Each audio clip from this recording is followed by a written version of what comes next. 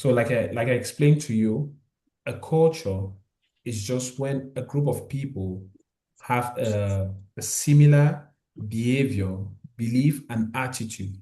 So when you look at what we have here, if an organization actually prioritizes safety from top management to bottom, now that indicates a positive safety culture. That means that company actually complies with safety. But if a company does not care at all, that's where we can have a negative safety culture. And that plays a massive role on how workers behave. Because if you care about workers, they will definitely care about the company. They will definitely care about leadership. They will definitely follow instructions.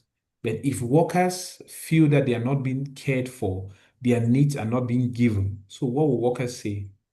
No matter what I do in this company, nobody appreciates me, so I'm not going to do my best. But imagine that you're working in a company and your boss comes in the morning and tell you, excellent. In fact, take this 200 dirhams today. When you go home, get meat, get fish, eat something good. And now you hear that that company has a problem. Will you just leave that company? No.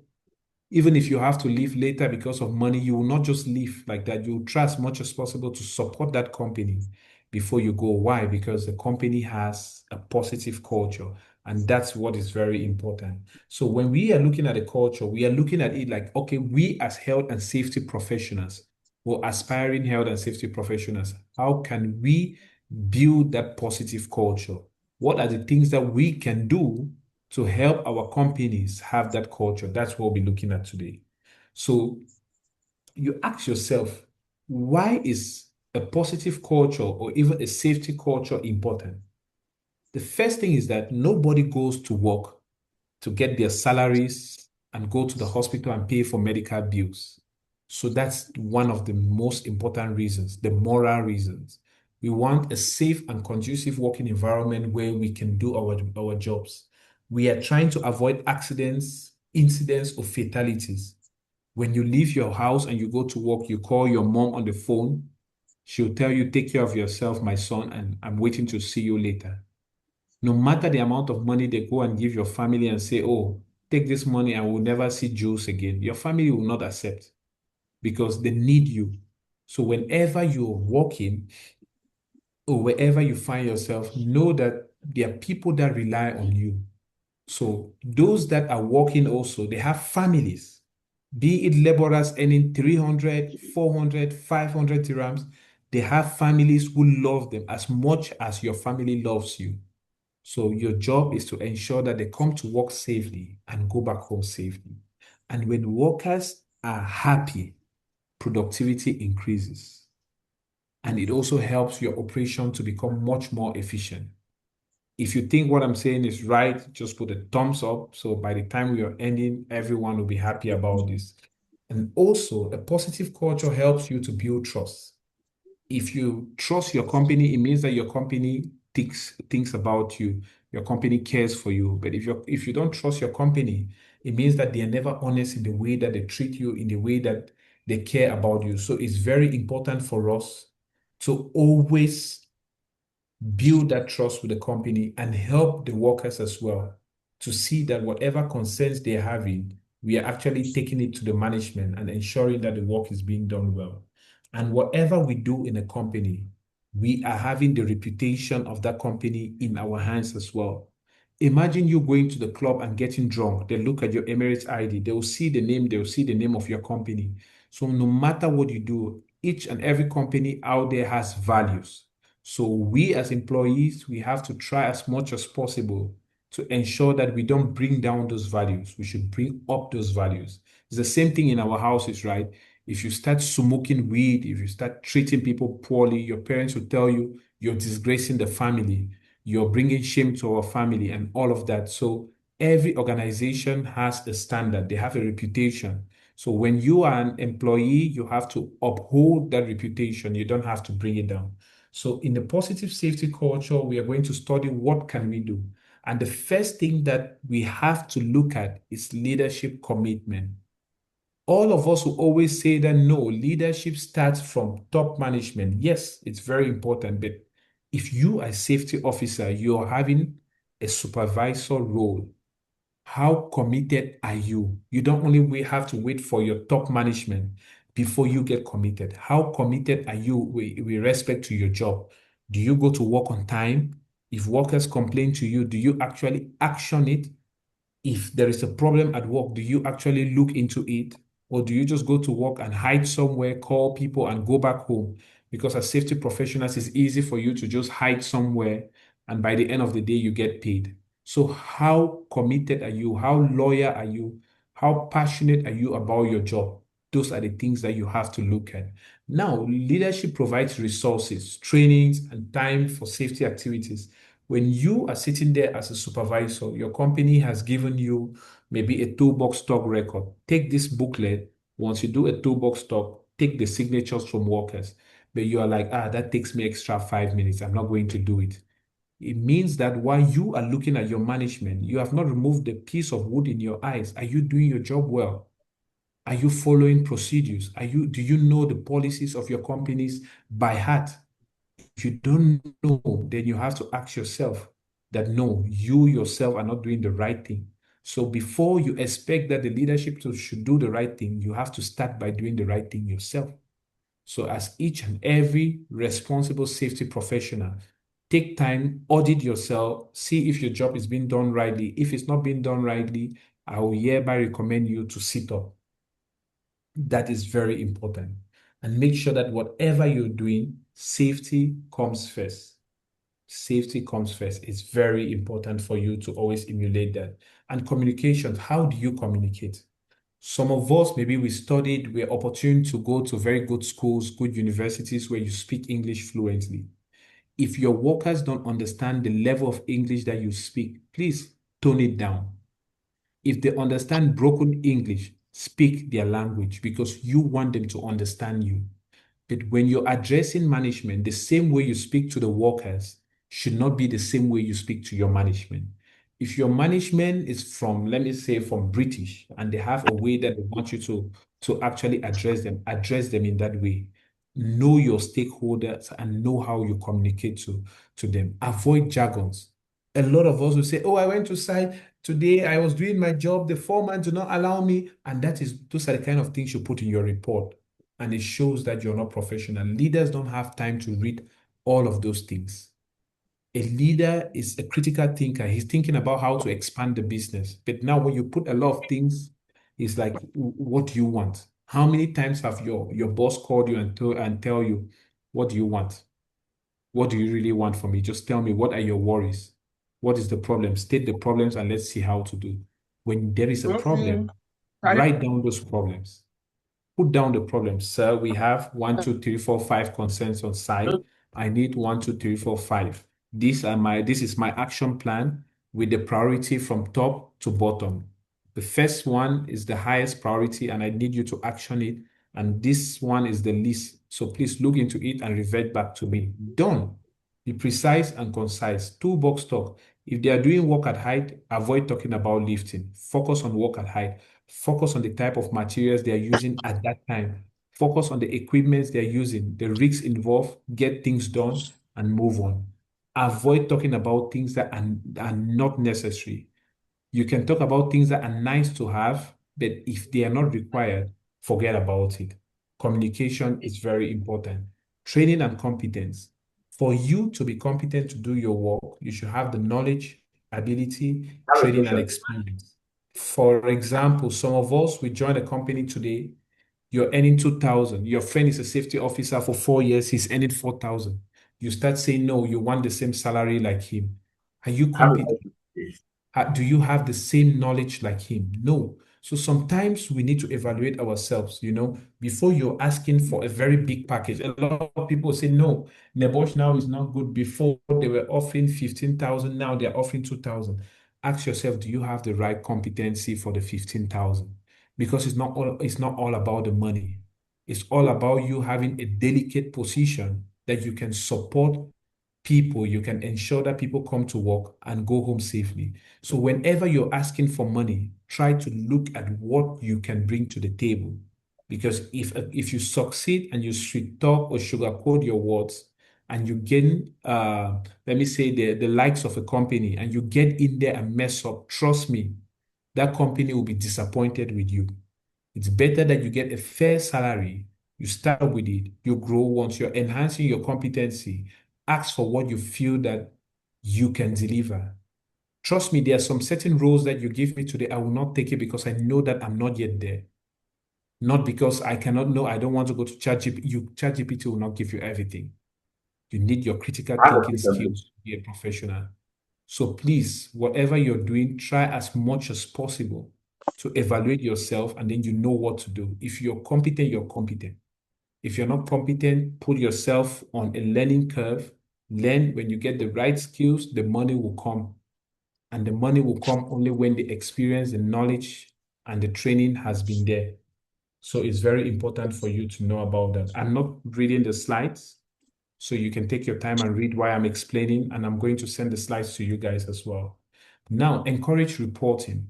There are some workers that will come and tell you, there are some workers that will come and tell you, see, there is a spill maybe near the toilet. There's a spill near the washroom area. There's a spill on the side, and you tell him, okay, go and ask your supervisor to clean it. You, as a safety professional, why don't you go and actually examine it? Ask him, okay, what happened here? Yes, it's quite small, but now you need to find out the root cause. Why do we have this spill? Did it happen before? So the reason why you need reporting is for you to have a track record of what is happening.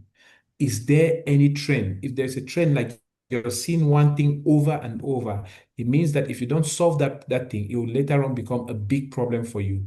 So try as much as possible to encourage reporting. And by the end of the week, look at all the reports that you have had, analyze them. Okay, fall from height. How many times did it happen? Is there a particular department that is happening from? If there's a particular department, you have to have a meeting with the manager. Explained for the last week, we had 15 consents. Out of the 15 consents in this project side, 10 were from your department. Out of these 10, 9 was related to fall from height. What can we do about this? Can we review the risk assessment on this process? Can we review your method statement on how you carry out this task? Because if we don't actually rectify this problem now, it will become a big issue. But if you go to him and tell him, let's review your method statement, he has the right to tell you walk out. But if you go to him and tell him, these are the reports I had last week, 10 of them are from your department, 9 of these reports are related to work at height activity,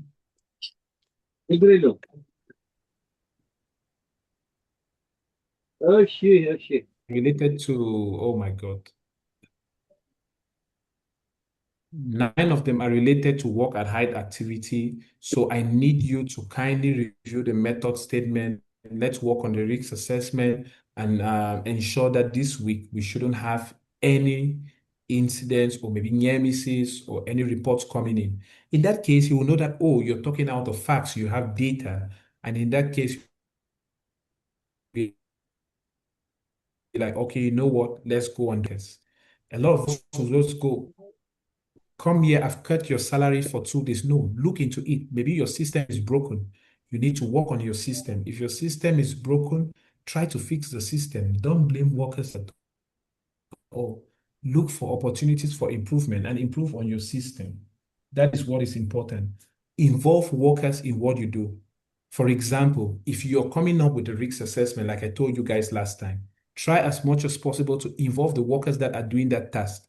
Ask them, what are your challenges? How can we help you? How can we make this process safer for you? Do you have a problem with what we are bringing? If we bring this new equipment, is it better for you or what do you prefer? There are two things. When workers come in, they give you the better idea. And secondly, they feel motivated. They feel like, oh, imagine me earning 500 dirhams, but the company is listening to me. It means that they actually care about me. In that case, I'm going to give them the full support. I know that if I tell them about the problem, they'll rectify. Now I will work very, very hard for this company. This is how workers think.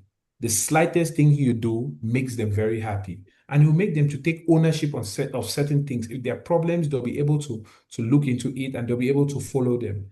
Policies and procedures were made for workers, were made for each and everyone in the company. So if the policies and procedures are not working well, then definitely the company cannot run. Then definitely there is a need for improvement. And that's why we as safety professionals are hired to ensure that the business runs smoothly without accidents. Because when there are accidents, the company could shut down and we don't get paid at the end. So you have to understand that safety is directly linked to operations. If the work environment is safe, the business runs smoothly. If the work environment is not safe, the business does not run smoothly. So these are things that you have to really be careful about. And you have to take accountability at all levels. There are situations where you can work with a teammate, something goes wrong. The teammate will start saying, "Oh, it is Peter who did it, it's not me. Oh, it's Paul who did it, it's not me." Trust me, this is a bad way. In your department, if you're in a safety department and something goes wrong, operations calls you and tell you, "Hi, Kenneth, there is a problem here. Safety did not give permit to work." Don't say, "Oh, Pascal was in morning shift. Pascal had to give permit." You say, "Oh, sorry about that. That's a miss from our department. We shall look into it and make sure that it doesn't happen again." Internally, when you are with your colleagues in the same department, you guys can discuss about it and say, "Hey, the operation team flagged this concern. They came for a permit to work when nobody was there. So in that case, they proceeded in doing the work activity without a permit. So maybe next time, before we come to shift, someone should come 1 hour early and then leave 1 hour earlier. So if John is doing that for January, Frank will do that for February, Jules will do that for March, Jacob will do that for April, Esther will do that for May. So we try as much as possible to see that we share the work equally. So everyone should be comfortable with the way we get the work being done. So in that case, you don't have a problem with your colleague. You ensure that the shift is totally covered and you all are able to do the job well. And everyone has to take responsibility for health and safety. Your safety is your priority, irrespective of what you do. So make sure that whatever you're doing, you think about yourself, think about your loved ones, think about your family, and do your job right. Even if you're not feeling happy, you go to work, even if you're not paid. The fact that you have people's parents coming every day, looking up to you to guide and protect them, then you have a responsibility and you're accountable for them to make sure that they come to work and go home safely. So that's what we have to do. Yeah. Now, when we talk about continuous improvement, I told you about the PDCA cycle, plan, do, check, act. When you plan to do the job, you look at what resources do I have? How can I do this job? Now, when you do the job, the next thing is to check, did I do it well? What went wrong? And what can we improve on? When you identify what went wrong now, how can you improve? This is where continuous improvement comes in.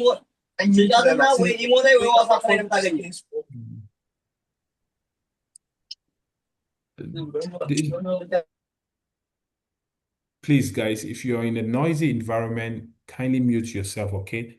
So that we don't get distracted. So whenever you've done your check-in and it comes for continuous improvements, it's very important because it gives you time to actually sit down and look at everything you've done. How can I improve on myself? How can I improve on the system? How can I improve on the business? How could I be more valuable to the company? How can I be an asset instead of a liability to the business? This is how you should think, and that's what is going to help you. So basically, look at the key points on the slides, read them. If you have any questions, once I'm done, just let me know and we are going to look into it. So now, I want to ask you a very good question. Let's look for an example at the real site. I think you all can see my screen, right? You see a construction company, they have a lot of incidents. Now, management improved training, supervision, and communication. Workers began reporting incidents. I'll give you this one, like asking you a question so you can understand and actually tell me if you have really understood what we have spoken about today. You have seen this site. There are a lot of incidents happening. Workers are taking sick leave. Workers are not coming to work. The few that come to work, they just sit down and they refuse to actually do the job. As a health and safety professional, what do you think you can do about this? I need just two people, and we continue to the next slide.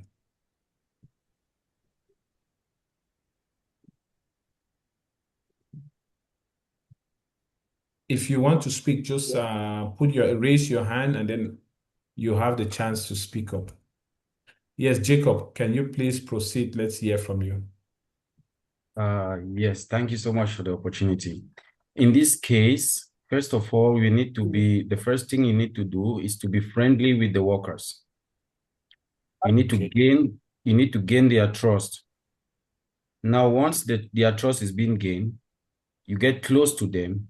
Only you can know and you can get the actual situation that makes them or makes the other colleagues to absent for work or sick leave whatsoever. But the first thing that we need to do is to gain their trust. Once you Yeah. gain their trust, you get close to them Very and be good. friend with them. And from there, you can move ahead. Very good, Jacob. I want to ask you a question before you leave. So, do you start gaining their trust from that day of the strike? Is the No, question. Exactly. since you have you like you said you just newly joined the company, correct? Yeah, So you newly joined the company. So I'll take example for myself. When I newly joined a company, I first of all try to understand how other workers, how they understand their attitude, understand their behavior, understand how they work, how they communicate. So from there, it can be easier for me to pick one or two persons among the others that I can easily communicate and, get that personal work relationship with them. From there, I can get a different perspective of what is going behind the scene without everyone knowing my actions. perfect. Jacob, thank you so much. You have been amazing. Let's see who else. Let's see, we just have two people. Awu. Yes, I think Awung's hand is up.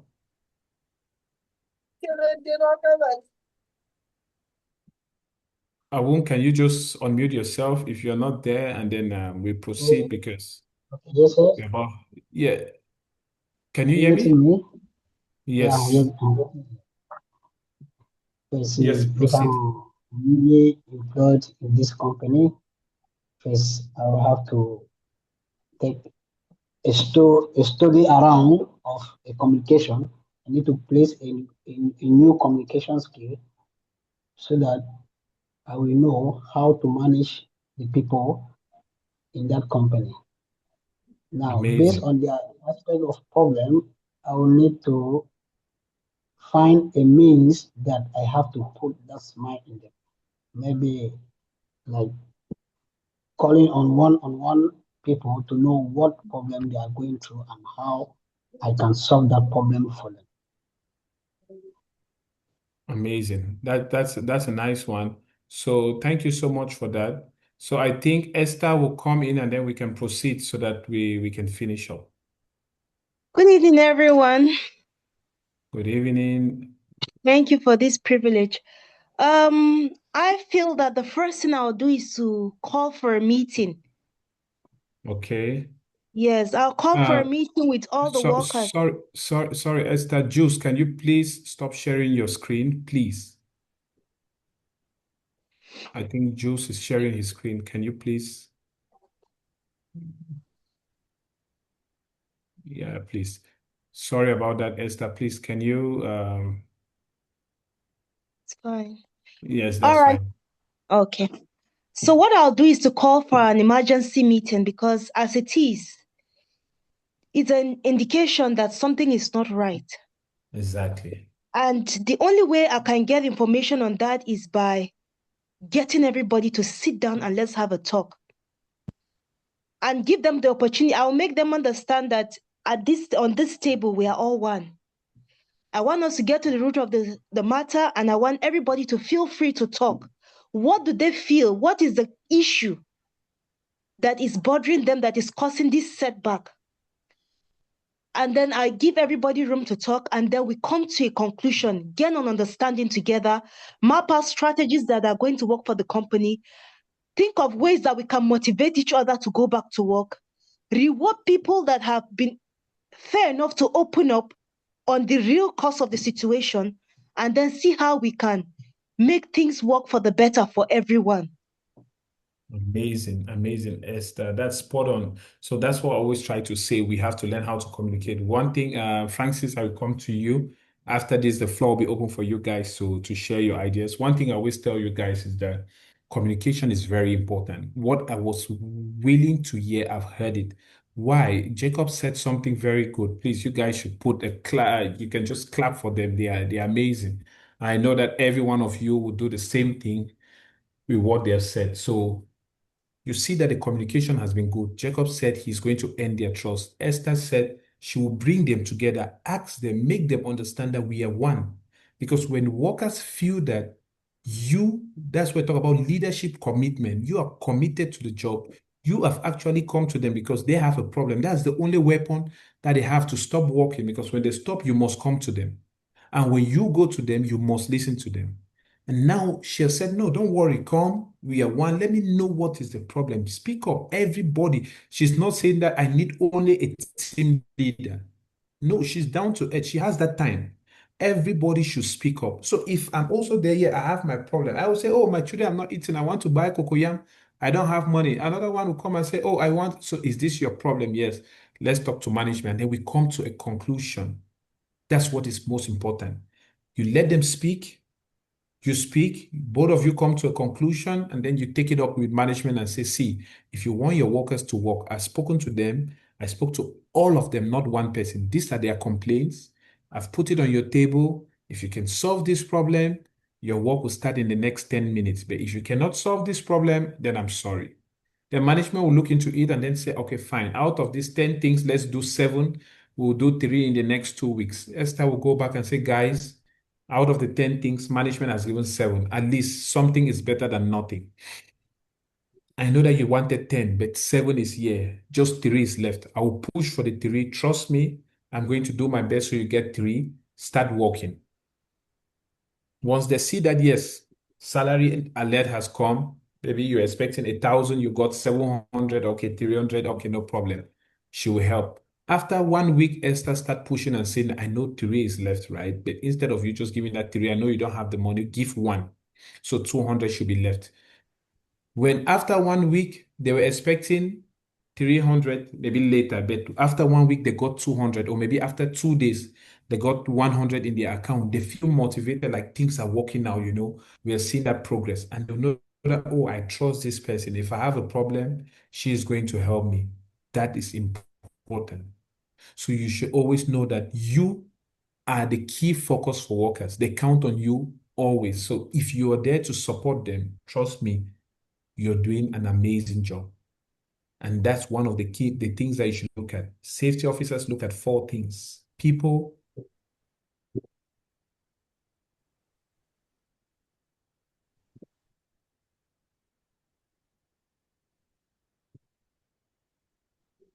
environment, equipment, and materials. Big companies, without their workers, it goes down to 0. But why are they having the big names? Because they treat the workers rightly. That's why the company stands out. So the key take home for today, I'm going to share my screen with you. This is the last slide for us to take home today. Safety culture starts with leadership. Communication and training are essential.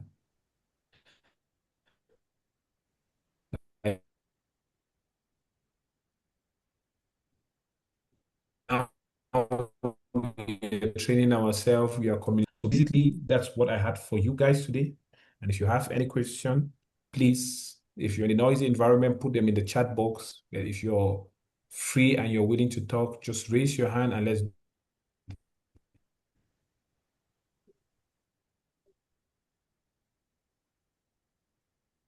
Richard, over to you, please. Okay, good evening, Mr. Frank.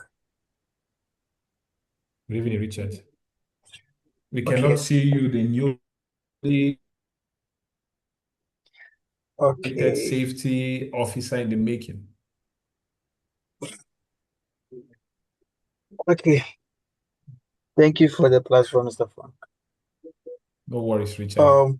I please I please want to ask concerning this vital topic that you brought on board. You've got to realize that for safety work to be successfully apprehended on a working ground, it really needs this topic, which is a safety culture. But I want to please ask, at which point do or has a safety officer has to come up with a safety culture um, curriculum to guide or to build up a safe working environment? Okay, I don't want to be the one to answer this question. I need a safety officer in the house to answer, and I'm going to challenge Mr. Eno because I know that Mr. Eno is good. So, Mr. Eno, can you answer Richard's question? Let me rephrase it so that you understand. So, what Richard is asking is that at what level should a safety professional actually uphold a positive safety culture in a business? Mr. Ibrahim, I know that you know the answer and you're just ready to blast the place. But let's see if Mr. Eno can support us. Mr. Eno, are you there? Yes, I'm here. Okay, please. Yeah, to my point of view, if I understood the question clearly, safety, can you give the question again? That at what level, like if you're a safety professional, you're working in a company, at what length should you actually uphold a positive safety culture? Should you do it for like 2 months, 3 months, 4 months? That's what I understand, Richard. If I'm right, can you give a thumbs up so Eno can proceed accordingly? I want everyone to speak up today, so we have to do it real quick. Chidi, Ibrahim, Esther. Okay, Esther has spoken. Kenneth, everyone get ready. We want to hear your voice. Francis, you will speak up. I'm going to make sure that everyone speaks up. Eno, you have 1 minute. Yes, from my point of view, I don't think you need too much time for the company or for you to know that you uphold to the companies or the management system.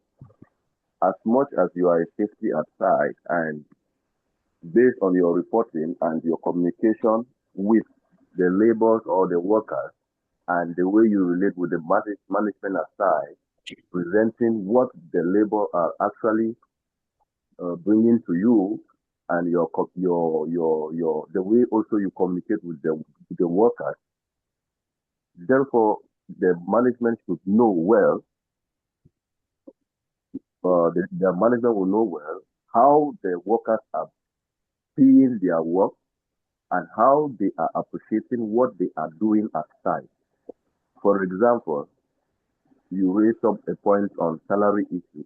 If the workers are facing difficulty with your salary aside, you take this report or their complaint to the management. This is what the workers aside are facing, and we should solve them. That is also a way of presenting the workers' mind to the management. Thereby, the company would therefore know that this safety officer has a positive mindset to the management. And by solving the issue, it's also enforcing the work and also bringing more finance to the company because the labor are the ones who are actually bringing the money to the company by their output at the time. Thank you so much. I think you have said it well. For me to just summarize it in a way that everyone should understand is that, Richard, if you stop having a positive culture, it's like you asking me that, Frank, when would I stop eating and I expect to grow? So living a positive safety culture is part of the growth. It's something that you shouldn't stop. It's a continuous process. As a health and safety professional, you have to ensure that workers are continuously safe. So it's like a commitment from your side. You have to take the accountability to do it. So all the time, when you just got your nebosh in your hand, you're already a safety professional in the making. So just always think about how you can make your company safe, zero accidents, zero incidents, zero fatalities. I got a question here from Valerie in, let me see. Yeah, from Prince. Prince says, thank you so much, Mr. Frank, for the help. Thank you too for your time. Please, what can you do when your manager or project manager gets into the site without proper PPE and the laborers start using it as a reference, not to comply with safety procedures? This is a very good question, and I'm going to put it straight for each and every one of you. Safety professionals are advisors. You are not a military man. You are not a police. You don't move with a gun. You're there to advise. You're there to create awareness. Now, when you see these things, and the owner of the company comes without the PPE to the side, what you simply do is that when he goes back to the office, go to him. Don't go and embarrass him on the side because he feels there are some people who are very rude in nature. They might talk to you poorly and you feel demoralized in front of the workers. So try to avoid such situations. Go to him in the office and say, sir, you paid me to do this job. And if you come to the site without PPE, what do you expect from the workers? They will not follow. And if they don't follow, it's affecting your business. You want to make profit and you don't want accidents. And I'm here to ensure that the operation goes safely. I know that you're busy, but if you need a PPE, do let me know. Whenever you want to go to site, I will bring a safety shoe for you. I'll bring a jacket and I'll bring a helmet for you. Now, that is wisdom. You're using emotional blackmail to make him understand that, see, even if he does not have the time, you're willing to do that. And you're here for his business. That's how you talk to leaders. You don't go to a leader and say, because you do not wear it, the workers don't wear, I don't care. No, that makes you to be so unprofessional. So when you talk to him in that way and tell him, see, this is for your own business, you're investing your money. And if these workers are not wearing it, then definitely know that it's because of you. I'm so sorry, but the way I'll help you, I know that you're a very busy man. Just give me a call when you want to go to site and I'll bring these things to you. Besides, as I'm talking to you, this is your vest, this is your safety shoe, this is your helmet I've taken from the store. I'm going to keep it in my office. Whenever you need it, call me and I'll bring it to you. If I'm not there, my assistant will bring or the safety officers will bring to you. Perfect. Don't go and send a big email to him. No, have a discussion.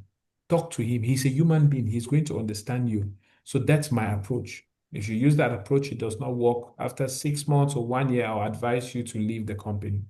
So what can we do if a contractor is doing a hard work without permit? And when you approach, I don't understand. When you approach, they call directly your manager and he allows them to work. That's simple.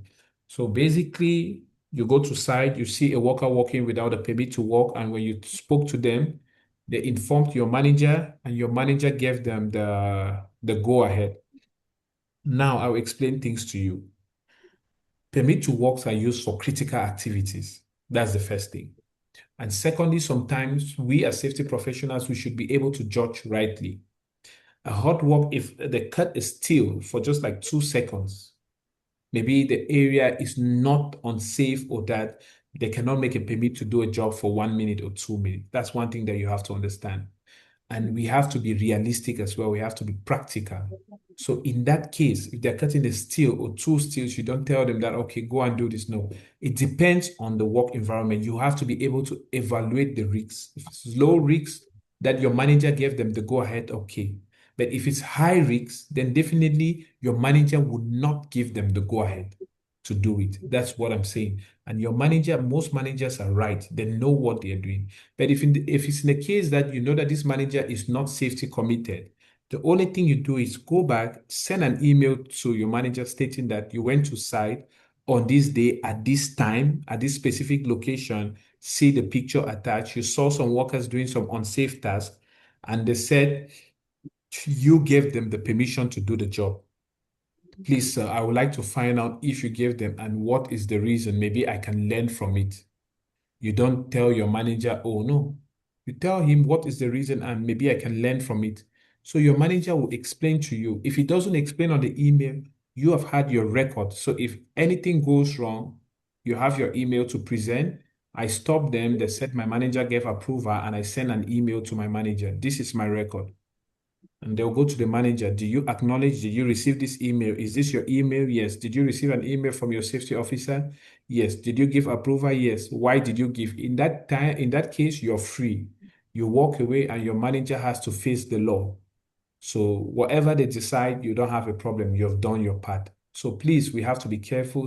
Pick your battles wisely. It's not everything you fight. Do your job and you go ahead. If anything happens to him, you did your job. So, so yes, let me see. Okay, so now Chidi asks a question that would set a safety culture in an organization. A safety culture, that's why it's a safety culture starts from leadership, and everyone should be accountable for it. As long as everybody reasons rightly, then definitely the culture is good. For example, let's look at our community. I send the meeting invites to each and everyone. Before we had the meeting, 5 minutes to the meeting, we had 17 people already connected and they are waiting for the session, which means that they are enthusiastic, they are ambitious, they're curious, they want to learn. So now, who has set that culture? I didn't set the culture. You guys set the culture because you want to learn. That's why you came early enough. And by the time I'm coming early to know, okay, let me put my presentations and get things ready, you all are already here waiting for the presentation. So it's not a one man's job. It's a job that everybody does. Not a specific person sets a culture. The leadership comes up with a policy, and that's the policy that they use to implement it. And it goes down from top management to the workers. So once you have a good policy in place, you communicate the policy to workers. You leave by example so that when they see you, they can actually replicate what the policy is talking about. Then definitely workers are going to adhere to safety. But what you say is not what you do, then there will be a gap. That's what I can say. So, okay, with the questions, how can your organization encourage workers to report?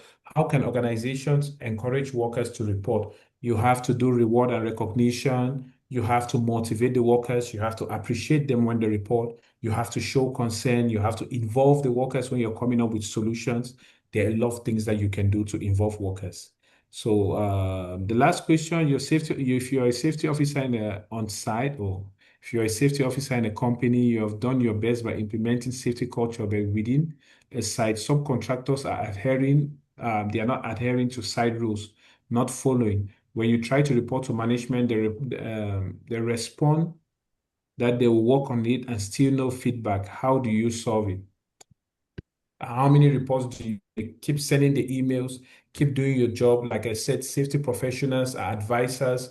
We are not policemen. Management have the right to take the action. If the management is not taking the action, trust me, when your time is up, you leave that company. There's nothing much you can do about it. It's that simple and direct. If a company does not have a policy in place, that's why they have safety professionals to help them come up with a policy. So you should think about that. You should propose to the company and you guys start working on the policy. As long as you tell the company that, see, having a policy is going to help you make money, having a policy is going to help you set rules and regulations so that workers will understand how you're committed to safety. So if anyone violates, they know that they will lose their job. And if anyone is misusing company properties, now, the owner might ask you, how would they misuse? You can say, for example, Frank is a crane operator. Frank's friend is a laborer. He's like, Frank, I want the biggest salary. Can you train me with the crane when no one is on site? Frank now tells you, Peter, jump on the crane. For you to move this crane, this is what you do. So many workers, that's how they learn how to operate equipment on site. If you have experience, you agree with what I'm saying. So now, when you have a policy stating that equipment should be operated only by competent people, then now I'm a crane operator. I know that my family needs my salary. If I give this crane to you and something happens, then I'm responsible for it. I will lose my job and my family will not eat. So I'll tell you with all due respect, my brother, if you need to actually do this thing, go to a training institute, or maybe you go get your license. When you get your license, apply to the company. They'll give you, I don't want to risk my job because if I lose this job, it will affect my family. So that's how you have to think, and that's the importance of a policy, because a policy is just giving you guidance. If you violate, this is what will happen. If you go against this is what will happen. This is what the company expects from you. So we expect that everybody should behave like this. That's why we should have a policy in place.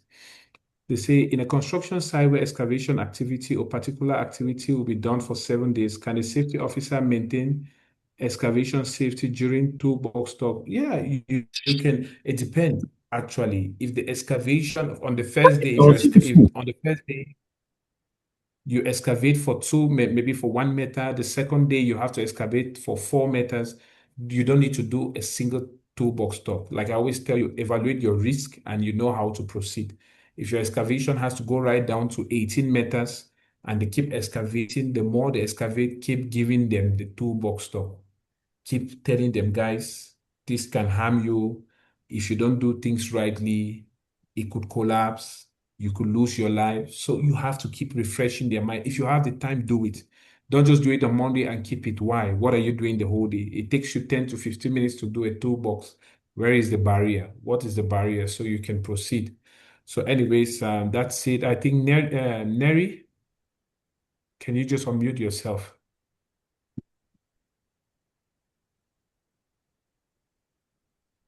Good evening, sir. Good evening, everyone. Yes. Thank you for the opportunity, sir. Please, I wish to ask, based on the fact that you mentioned on safety culture,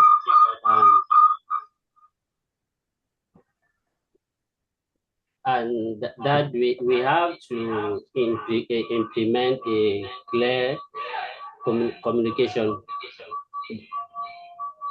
So I wish to ask, if you have an employee that maybe or a worker that you have tried to build or correct many times on one action that have happened, and he is insisting doing the same mistake, and suddenly maybe an incident happened in the work site, and the management need to call you to give your approval or to give to state what happened on the site. And due to the fact that you mentioned also, you need to say as a safety officer that we maybe endorse the child not to expose the worker. And at this stage, what will you do? Maybe your job can be at least in the same site. Okay, I'll take this question. We are already Or almost done. Neri, that's fine. I think I understand. I understand what you're trying to ask. You're talking about if a worker continuously violates and something happens and you go to management. The first thing is that if a worker continuously violates, you should have a policy or a procedure in place to handle people who go against your safety rules and regulations. That's the first thing, or your procedures in place. So definitely, maybe you do coaching the first time, you do coaching the second time. If it continues, it goes up to a warning letter, the second warning letter, and then termination. That's how it works. It's not that a worker violates and you keep coaching all the time. It doesn't work that way. You might violate now, they call you to order, they coach you, you do it again, you get the second coaching, the third time you get a warning letter, depending on what you have done, depending on the severity of the case. You can do something that it's very bad, for example, and you get terminated. Like if a worker is operating an equipment without proper training, without a license, that's direct termination in some companies. If a worker is smoking where equipment are working, that's direct termination. They don't even need to tell you, management, no, they don't go through this way because safety does not compromise. And most companies don't compromise their standards because when you joined, they told you about it, you understand the expectation, but you still violated the company's rules and regulations. So in that case, you have to face the consequence. So there's nothing like you violate continuously without any action. So actions will be taken based on the severity of what you have done, and then now you will be responsible for your action. That's why, Mr. Adrian, please mute yourself. That's why it's often said that when you go to a company, each and everyone is accountable for safety. You are responsible for your safety and that of others. So if you're not following the company's policy, you'll be held responsible for it. Thank you guys so much for this. I think if you have more questions, we can always discuss in the chat group. We are just 2 minutes above time. So let's discuss in the community. For those who are not there, feel free to join. And if you have any challenge on your side, please put it there so everyone can support you. Thank you all so much and have a blessed night. Thank you, Mr. Frank. Thank you. Thank you so much. Mr. Brown. Thank you so much. Thank you very much. Thank you so much.